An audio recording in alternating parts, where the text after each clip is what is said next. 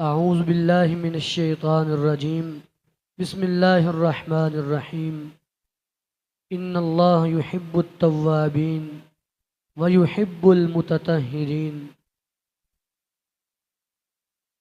سابقہ درس میں کل کے درس میں ہم نے یہ بات کی تھی کہ اگر پانی 227 کلو گرام سے کم ہو اور اس میں نجاست گر جائے تو وہ پانی ناپاک ہو جاتا ہے، اور اگر پانی 227 کلو گرام سے زیادہ ہو اور اس میں نجاست گر جائے تو وہ پانی پاک رہتا ہے، الا کہ اس کا رنگ بو ذائقہ بدل جائے اس نجاست کے گرنے کی وجہ سے۔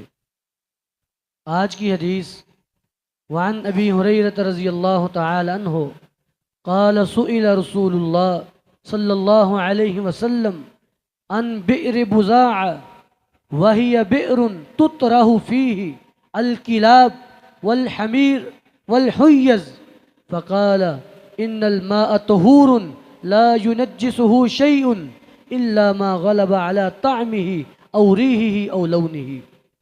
حضرت ابو ہریرہ بیان فرماتے ہیں رضی اللہ تعالی عنہ، نبی علیہ السلام سے بئر بزاع کے بارے میں سوال کیا گیا۔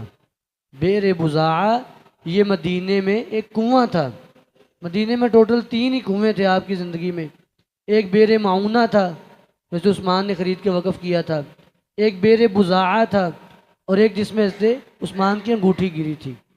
تو بئر بزاع حدیث میں آتا ہے یہ وہ کنواں تھا کہ تطرح فیہ الکلاب والحمیر والحیز، جس میں لوگ مرے ہوئے کتے پھینک جاتے، گدھے پھینک جاتے، اور عورتیں اپنی حیض کی ٹاکیاں وہاں پہ پھینک جاتی۔ اس کنویں کے بارے میں آپ سے سوال کیا گیا، اللہ کے رسول کیا ہم اس کنویں سے پانی لے کے وضو کر لیں؟ یہ سوال پوچھا گیا۔ آپ نے فرمایا ان الماء طہور لا ينجسه شیء، بے شک پانی پاک ہے، اسے کوئی چیز نہیں نجس کر سکتی، الا ما غلب على طعمه او ریحه او لونه، سوائے اس چیز کے جو اس کے رنگ پہ غالب آ جائے، اس کے ذائقے پہ غالب آ جائے، یا اس کی بو پہ غالب آ جائے۔ تو گویا کہ پانی کے اندر اگر پانی 227 کلو گرام سے زیادہ ہو، اس میں جتنی بھی نجاست گر جائے اس پانی کو کوئی فرق نہیں پڑتا۔ ہاں اگر اس پانی سے بو آنا شروع ہو گئی ہے، اس کا ذائقہ بدل گیا ہے، یا اس کی جو ہے وہ رنگ بدل گیا ہے، پھر وہ ناپاک ہو جائے گا۔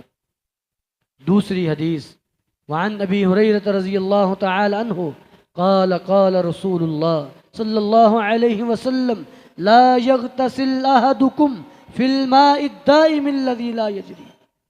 نبی علیہ السلام نے فرمایا تم میں سے کوئی شخص کھڑے پانی کے اندر غسل نہ کرے، اور یہی روایت بخاری میں اس میں تھوڑے سے الفاظ زائد ہیں، لا یبولن احدکم فی الماء الدائم، کوئی بندہ کھڑے پانی میں پیشاب بھی نہ کرے، نہ غسل کرنا ہے نہ وہاں پیشاب کرنا ہے۔ اس کی کیا وجہ ہے؟ کھڑا پانی اگر وہ 227 سے کم ہوگا ویسے ہی ناپاک ہو جائے گا، کوئی اور اس کو استعمال نہیں کر سکے گا۔ اگر پانی 227 سے زیادہ ہوگا پھر بھی لوگوں کے اندر کراہت پیدا ہوگی۔